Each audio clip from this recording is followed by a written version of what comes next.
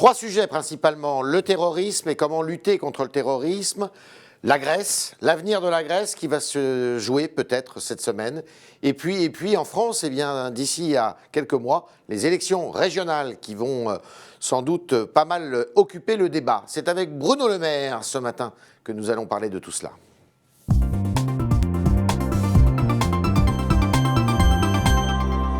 Député Les Républicains de l'Eure, faut-il rappeler sa qualité. Bonjour Bruno Le Maire. Bonjour Yves Tréhard. Alors, vous avez évoqué ces dernières heures la possibilité, ou vous le demandez, d'une convocation d'une conférence internationale des pays qui sont concernés par le terrorisme. Qu'est-ce que ça veut dire? Par où ça passe? J'aimerais qu'on prenne toute la mesure de la menace terroriste à laquelle nous sommes confrontés. Ouais. C'est un choc ce qui s'est passé vendredi dernier. Ouais. C'est vraiment le choc du réel, un homme décapité en France. Et donc une menace, un attentat en Tunisie, un attentat au Koweït, c'est une menace qui est globale, c'est une menace qui est à nos portes, et c'est une menace qui est durable. Donc il faut intervenir à l'échelle nationale, et bien entendu, et sans doute qu'on peut encore faire plus. Plus que la loi renseignement. Faire plus, c'est par exemple expulser immédiatement tous les imams et tous les prédicateurs qui tiennent des propos de haine en France. Et qui n'ont pas leur place de en nationalité France. étrangère. Et qui sont de nationalité étrangère, et ceux bien qui entendu. ne sont pas de nationalité étrangère, il y en a aussi. Eh bien, il faut être capable d'interpeller, d'incarcérer tous les islamistes radicaux qui représentent une menace pour notre pays, sur notre sol. Moi, je voudrais qu'on mesure l'inquiétude des Français aujourd'hui. Les prêches doivent être en français. Les prêches, ils doivent être respectueux de la République. Ils doivent être attentifs à ce qu'est la République et ce que sont les valeurs de la République. Mais nous n'arriverons pas à mettre fin à cette menace si nous ne sommes pas capables aussi d'éradiquer la menace qui se trouve au Moyen-Orient, en particulier en Syrie. On ne peut pas laisser Daesh s'emparer de la Syrie. Or, aujourd'hui, je vois Daesh qui progresse sur certains fronts, qui continue ses exactions de manière absolument barbare. Je souhaite donc que la France, qui est membre permanent du Conseil de sécurité des Nations Unies, obtienne une résolution au Conseil de sécurité des Nations Unies autorisant le recours à la force en Syrie contre Daesh. Force aérienne ou force terrestre? Il ne s'agit pas pour la France d'aller intervenir au sol, seul, contre Daesh en Syrie. Il s'agit d'organiser une coalition internationale dans laquelle, à mon sens, les pays arabes devraient prendre toute leur place et toutes leurs responsabilités, avec l'appui d'autres États européens, dont la France, pour empêcher que la Syrie ne tombe aux mains de Daesh. Parce que si la Syrie tombe aux mains de Daesh, demain c'est le Liban, c'est la Jordanie, c'est des alliés proches qui seront menacés. Concrètement, comment vous formulez votre demande? Est-ce que vous avez écrit au président de la République? Est-ce que vous allez... comment vous allez faire? La demande, je la fais publiquement dans les médias, par votre intermédiaire. D'accord. Ça peut prendre aussi la forme d'une demande qui serait proposée par plusieurs parlementaires de l'opposition. Je crois que beaucoup des parlementaires aujourd'hui ont conscience qu'on ne peut pas laisser la Syrie aux mains de Daesh. Et ça doit s'accompagner... Il faut le dire aussi. Vous avez vu comment ça se passait. Je suis revenu du Liban, je vais vous en dire un mot. Mais ça doit s'accompagner en même temps d'une initiative politique. À la France de prendre l'initiative d'une grande conférence internationale associant les Européens, les pays du Moyen-Orient, nos alliés membres permanents du Conseil de sécurité des Nations Unies pour trouver des réponses politiques à la situation syrienne. Elle est trop passive, la France? Moi, je ne vois la France nulle part. Nulle part. Mais elle est quand même en Irak. Elle est présente militairement en Irak, au Mali. J'ai appuyé ces opérations. Mais aujourd'hui, où sont les initiatives françaises, aussi bien aux Nations Unies qu'à l'échelle régionale, pour éradiquer cette menace? Que chacun prenne bien conscience que la menace de Daesh, ce n'est pas une menace uniquement pour la Syrie, c'est une menace pour notre propre sécurité. Quand on voit aujourd'hui des centaines de jeunes qui partent de France pour aller se former en Syrie, on ne peut pas laisser la Syrie tomber aux mains de Daesh. Vous reprenez le mot de Manuel Valls?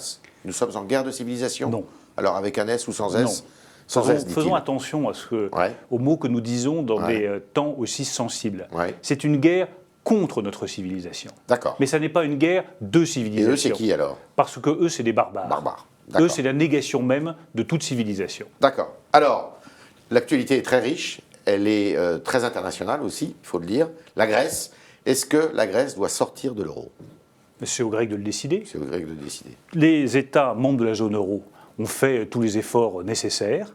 Ils sont allés très loin dans les propositions. La balle est dans le camp des Grecs. La balle est maintenant dans le camp des Grecs. Mais malheureusement pour le peuple grec, il paye, et il paye chèrement, les mensonges de M. Tsipras. M. C'est un manipulateur. a menti pendant sa campagne, Ouais. il a menti pendant les premiers mois d'exercice de son mandat, il a menti sur la situation exacte de la Grèce et sur l'état des négociations. Donc oui, c'est un manipulateur, oui, c'est un Mais menteur. on n'a pas attendu M. Oui, c'est un Tsipras homme pour que la Grèce qui soit dans joue cet état-là. avec hein. le feu. C'est un homme qui joue avec le feu, car je pense que ce serait un risque pour toute la zone euro de voir la Grèce sortir.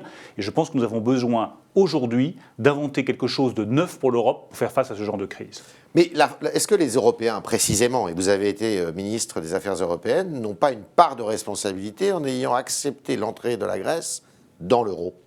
Je crois que la part de responsabilité, elle est collective dans l'incapacité de l'Union européenne à faire face aux crises nouvelles.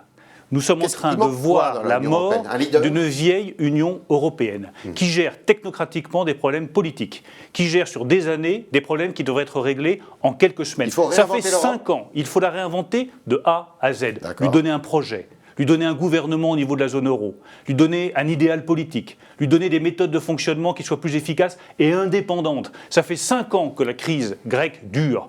Les États membres de l'Union européenne ont été incapables de la gérer. Ils ont fait appel au FMI, ce qui est une humiliation pour l'Union européenne. Elle est dans le même état que la France, l'Europe. En tout cas, si la France était plus puissante, sans doute qu'elle pourrait prendre des initiatives politiques qui manquent aujourd'hui. Regardez sur les migrants, incapacité à régler le problème. Regardez sur le terrorisme et Daesh. Vous trouvez normal que les États européens qui sont directement concernés ne se mobilisent pas davantage contre Daesh en Syrie et ne prennent pas la mesure du problème? Donc oui, l'Europe est à réinventer et l'État qui doit prendre cette initiative-là, c'est la France. Mais la France ne pourra le faire politiquement que si elle retrouve sa puissance économique qu'elle a perdue depuis des années et qui ne cesse de s'aggraver aujourd'hui. Précisément, Manuel Valls dit si jamais la Grèce quitte l'Europe, pas de conséquences sur l'économie française. Vous êtes d'accord avec cette remarque qui me paraît un peu rapide? Je pense qu'il prend un grand risque en disant cela. Et ce qu'on attendrait aujourd'hui du Premier ministre et du Président de la République, c'est qu'ils engagent enfin, tous les changements économiques nécessaires pour que la France retrouve sa puissance économique et donc sa parole politique.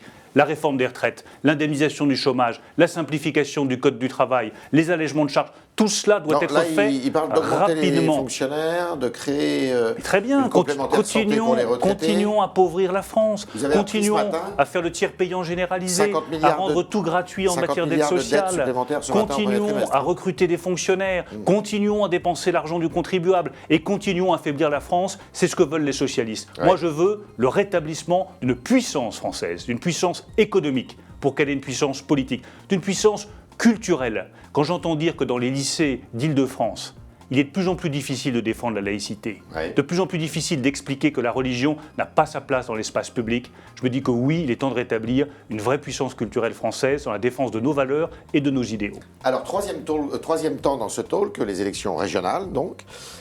Monsieur Bertrand aura comme adversaire principal dans la région Nord-Pas-de-Calais-Picardie Madame Le Pen, ça y est, c'est décidé, puisque Madame Le Pen s'est déclarée, s'est manifestée ce matin.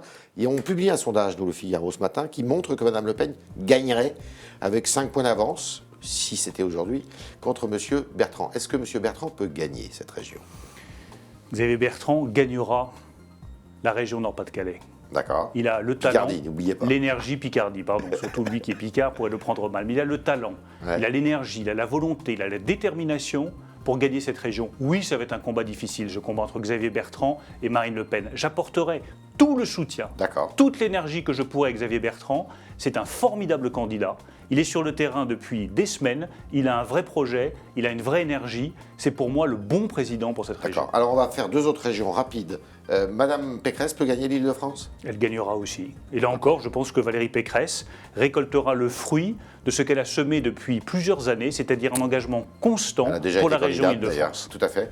Et Monsieur Morin, alors dans la région qui est la vôtre, puisque vous êtes élu de l'Eure, est-ce que Monsieur Morin, qui n'est pas républicain, qui est UDI, peut gagner la région UDI, la région Normandie? Depuis des mois, je réclame l'union de la droite et du centre. C'est fait et je m'en félicite. Je pense que c'est bien que nous ayons eu un accord national entre les Républicains et l'UDI. Parce que dans la situation politique où nous sommes, qui est si fragile, si dangereuse, la droite et le centre doivent être rassemblés.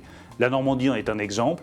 J'espère bien que Hervé Morin emportera cette région. Il a en tout cas tout mon soutien depuis des mois. Et les Républicains vont jouer le jeu en Normandie? Et bien sûr qu'ils joueront le jeu. Regardons la gravité de la situation. Une gauche qui s'effondre et qui n'a aucun projet à proposer au pays. une extrême droite qui emmène le pays droit dans le mur avec ses illusions et ses mensonges, eh bien ça nous donne, à nous, la droite et le centre, une exigence, une responsabilité en termes de renouveau politique, de changement des pratiques, de projets, d'idéal français absolument essentiel. Alors imaginez qu'au mois de janvier prochain, fin décembre, M. Bertrand, président de la nouvelle région Nord-Pas-de-Calais-Picardie, M. Morin, président de la région Normandie, M. Estrosi, président de la région PACA, M. Vauquier, président de la grande région Auvergne-Rhône-Alpes, j'en passe et des meilleurs, ils vont être très puissants, ces gens-là. Tant mieux. Ils ne peuvent pas se présenter à la primaire à ce moment-là? Chacun Ils vont se dire, mais attendez, moi j'ai battu M. Bertrand, j'ai battu Mme Le Pen, dans une région qui est une région de poids, économiquement même, ben, je me présente à la primaire. Chacun fera librement ses choix. Tous les noms que vous avez cités, ce sont des amis qui ont tout mon soutien pour gagner ces élections régionales. On a commencé la reconquête territoriale avec les municipales, on les a poursuivies avec les départementales, on doit les achever avec les régionales. Ensuite, quand on prend un engagement vis-à-vis de ses électeurs dans une région, je pense qu'il est bon de les tenir. Mais chacun fera librement ses choix. Moi, je suis engagé dans une autre démarche, qui est une démarche de projet national, car je pense que notre pays a besoin, dans ses pratiques politiques, dans ses visages, dans ses idées, dans sa manière de s'exprimer, d'un renouveau complet, qu'on passe à autre chose, qu'on invente autre chose pour la France et pour l'Union européenne. C'est ça que je veux porter. Alors, est-ce que c'est un secret de polichinelle ou est-ce que vous allez le dire ce matin? Je doute. Quand est-ce que vous allez vous manifester pour la primaire? Vous l'avez dit vous-même, Yves Tréhard, il y a d'abord les élections régionales. Donc gagnons ces élections régionales avec tous les candidats que vous avez cités, qui sont tous d'excellente qualité. Et puis après, on va arriver en 2016. Et là, il sera temps, effectivement, de porter un projet national. Et je dirai, le moment venu, quelle est ma décision? Vous m'avez en partie répondu quand même.